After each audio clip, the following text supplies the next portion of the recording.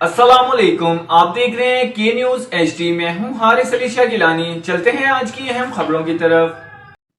رخ کریں گے خوشاب کا، جہاں سے رپورٹ کریں ہمارے ڈسٹرکٹ رپورٹر محمد رمضان۔ مقامی اسکول سالانہ نتائج کی تقریب منعقد کی گئی، جس کے مہمان خصوصی سابق ایم پی اے محترمہ ساجدہ بیگم آہیر تھیں۔ مہمان خصوصی محترمہ ساجدہ بیگم کی آمد پر اسکول کی پرنسپل محمد ماجد، قاضی کالونی جوہر آباد کے معروف سیاسی اور سماجی شخصیت ڈپٹی جنرل سیکرٹری انصاف ویلفیئر ونگ ضلع خوشاب فضل عباس شاہ، رہنما نوجوان اتحاد ضلع ملک فیصل آوان اور دیگر معززین نے علاقے میں پھولوں کی پتیاں نچھاور کرتے ہوئے شاندار استقبال کیا۔